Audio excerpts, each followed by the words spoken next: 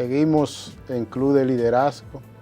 En esta ocasión vamos a conversar con un muchacho que me sorprendió. En el 2016, poco después de las elecciones, llegó a la UNF, al aula donde impartíamos el diplomado en marketing, comunicación y campañas electorales, y me llamó la atención su juventud, porque en ese momento lo que tenía era 17 años de edad. En todo este programa de formación nunca me había llegado una persona tan joven, interesado en estudiar política en un alto nivel, en un momento en que la juventud no quiere saber de la política. Se trata de Javier Galán Montaz, un joven que tiene origen de San Cristóbal, pero que estudia aquí en la Pontificia Universidad Católica, Madre y Maestra. Alumno, bienvenido al Club de Liderazgo. Muchísimas gracias, profesor, por la invitación. Alumno, y la política, que es algo tan sucio, tan espinoso y tan feo, y tú, que es un muchacho que se ve que vive tranquilo y sin problemas, me gustaría que tú me digas y le digas al pueblo dominicano, ¿qué tú buscas metiéndote en esto? Lo primero, profesor, que yo entiendo que la política es un deber del ciudadano. Entiendo que mediante la política el ciudadano tiene la oportunidad de elegir quiénes son las personas que van a tomar las riendas del país.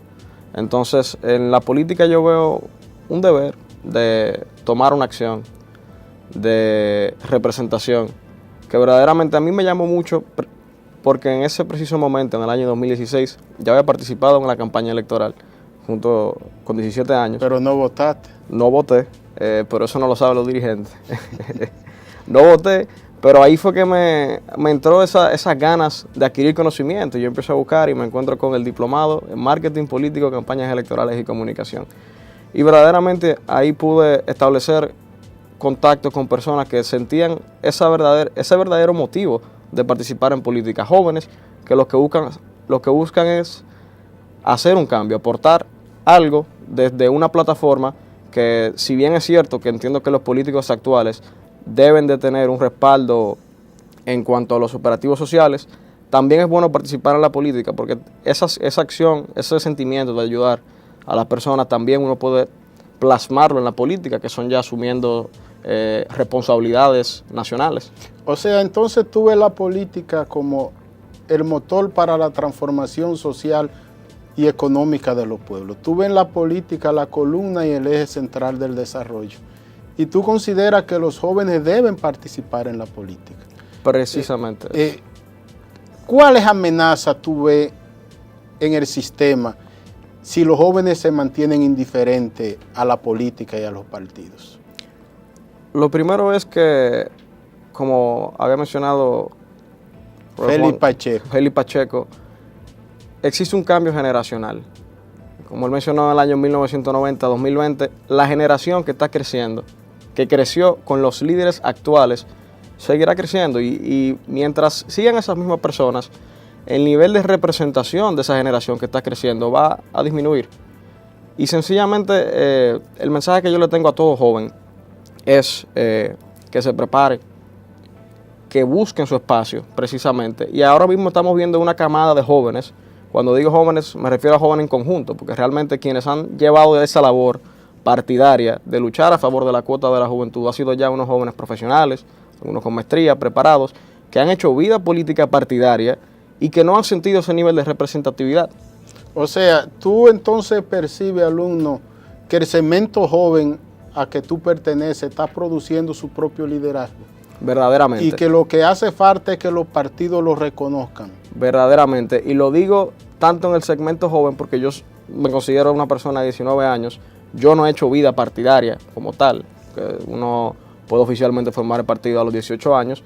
Pero sí, a medida que mi generación vaya creciendo, junto con la generación de otros jóvenes con 25, 30 años, se van a ver los cambios positivos, porque precisamente mientras ese nivel de representatividad con los líderes actuales que tienen numerosos años en esos cargos vaya disminuyendo, ahí vamos a ver que otra generación, ya los jóvenes empoderados, van a tomar esa rienda del futuro de nuestro país. Y ahí vemos que ya el nivel de representatividad con la sociedad va a aumentar. Entonces, desde esa perspectiva analítica, alumno, el PRM, por ejemplo, actuó inteligentemente al llevar a cabo un proceso en que jóvenes tomaron los puestos más importantes de la organización. ¿Qué tú tienes que decir al respecto? Verdaderamente, y eso hay que reconocerlo, porque precisamente uno de los problemas, yo entiendo más bien el eje fundamental que ha acontecido en las pasadas elecciones, es que no había una oposición consolidada. Porque precisamente, si bien es cierto que el PLD ha durado varios periodos, la unidad ha sido uno de los factores principales para garantizar ese éxito en las contiendas electorales. Y entiendo que en la última contienda electoral, el año 2016, tanto a nivel de los puestos electivos como ahora a nivel interno, ayuda a que la oposición se vaya consolidando y verdaderamente es un factor que va a aportar a la democracia interna de nuestro país. No hay personas que creen que por el hecho de ser joven ya hay que darle un pedestal y colocarlo en los puestos de dirección partidaria y colocarlo en las boletas. Yo entiendo que el hecho de ser joven por sí solo no le da esa competencia. Yo considero que la juventud debe prepararse. Yo considero que la juventud necesita de un compromiso social, de una visión de futuro. Realmente tú, un alumno tan joven, ¿cómo tú ves el futuro dominicano? Lo primero es que, en cuanto a lo que usted menciona de los jóvenes que entienden que por ser jóvenes se les debe dar la oportunidad, ahí hay un problema mucho mayor que precisamente los líderes que tienen numerosos años, porque son personas que buen dominicano le levantan la mano, simple y sencillamente. Entonces estamos viendo un reflejo de una minúscula representación juvenil de personas que a medida que vayan pasando los años, sencillamente son el relevo de las mismas figuras que no le abren ese espacio. Muchos que son hijos de los otros, que ya están desgastados. Precisamente. Y por el hecho de la herencia sanguínea ya piensan que deben ser legisladores, alcaldes y hasta presidente de la República, pero que no saben ni la P de política, ni la S de sociedad y ni la E de economía. Precisamente, y eso atenta mucho más a la política dominicana, porque son jóvenes que... Sin visión. No tanto dirá sin visión, porque pueden tener su visión, pero son jóvenes que suben con un nivel de compromiso con las personas que precisamente son las que no le ceden el espacio, ni las que procuran garantizar esa cuota a esos jóvenes que verdaderamente sienten la necesidad de aportar y que lamentablemente, si vemos todos los partidos, vemos unos jóvenes que aspiran, le cierran el paso, se desencantan y dejan de participar en política. Y ahí tenemos un ejemplo de un talento desgastado, que tenemos la certeza de que no es solamente un talento desgastado, descartado, por así decirlo, que tenemos en los partidos. Si tú va a poner en práctica lo que yo te enseñé en la universidad, que yo sé que lo está poniendo en práctica, porque ya tú estás dentro del liderazgo estudiantil de la Pucamaima. A los jóvenes que tú quieres que ingresen a la política, ¿cuáles temas tú les sugieres que estudien? Lo primero es que a los jóvenes que vayan a empezar en el camino de la política, deben de estudiar tanto la política como la conocemos, ideológica, pero tienen que enfatizar más en la política actual, porque estamos en el siglo XXI, gobernados por gobernantes, valga la redundancia, del siglo XX, tienen que hacer un énfasis en la política de la empatía. Ya las personas no están en escuchar discursos, ya las personas quieren tener un contacto directo, físico, con la persona que va a ser su representante. Y eso es algo que tenemos que tomar en consideración si queremos incursionarnos en el camino de la política, porque precisamente eso va a ayudar a evitar que personas que no sientan tanto el deseo de participar en política no se vean en la situación de que simple y llanamente le levanten la mano, ocupen un puesto, pero no sientan ese deber o esa conexión que se debe de tener con el ciudadano a la hora de, por ejemplo, caer en un puesto electivo. Alumno, tú eres de una provincia donde el liderazgo está muy mal, que es San Cristóbal. Probablemente algunos de esos líderes van a ver esta entrevista y tú estás hablando de empatía y tú sugieres que sean empáticos. Y si ellos te preguntan a ti, ¿cómo canalizan la empatía? ¿Cómo canalizan el discurso y el mensaje con las expectativas sociales? ¿Qué receta tú le das? Lo primero es que yo seré franco. En mi experiencia personal, yo incursiono más en las labores sociales que en las labores político-partidarias. Y mediante las redes sociales, la persona se puede percatar de eso. Yo trato de que todos los mensajes que yo difundo vayan de acorde a las acciones en la que yo incursiono, que son precisamente las labores sociales. Y lo que yo le pudiera decir a todo joven, no tanto de la provincia, sino más bien a nivel nacional, que hagan lo que hagan, sea ya político partidaria, sea ya labores sociales, o sea ya en conjunto, que verdaderamente lo sientan y que se van a emitir su mensaje, que procuren que verdaderamente sea la razón por la cual ellos ejercen esa acción. Y así van a lograr un nivel de empatía y van a lograr una conexión mucho más efectiva con la ciudadanía dominicana. Alumno, con tu anuencia vamos a una pausa y retornamos en breve.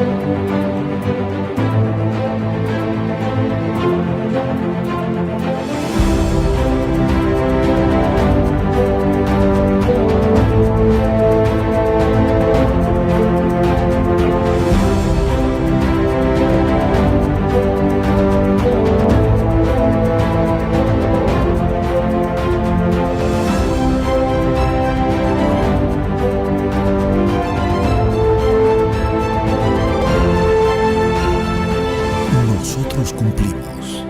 Cumple con tu parte. El agua es vida. No la desperdicies. Corporación del Acueducto y Alcantarillado de Santo Domingo, CAS.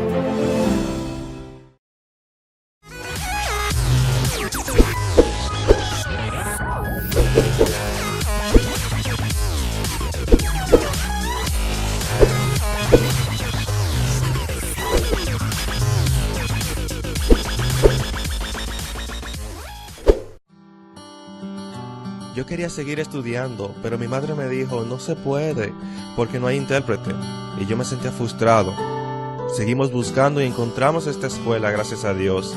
Y gracias al gobierno que abrió esta oportunidad. En los gobiernos del presidente Danilo Medina, Santiago ha recibido 1.348 nuevas aulas. La jornada escolar extendida, el tiempo que antes pasábamos tal vez en las calles, hemos podido saber aprovecharlo estando en nuestra institución. Es más asequible para ellos poder llegar y no tienen que trasladarse a otro sector para poder recibir la clase. Se le está dando alimentos, se le está dando educación. Me ha beneficiado económicamente de mi trabajo, los niños, que ahora se alimentan mejor. La finalidad es tener un sistema cabalmente incluyente y con calidad, pues como ha manifestado el presidente Danilo Medina, la educación es el otro nombre de la libertad. Mi meta es hacerme profesor para niños y adultos sordos. Ministerio de Educación.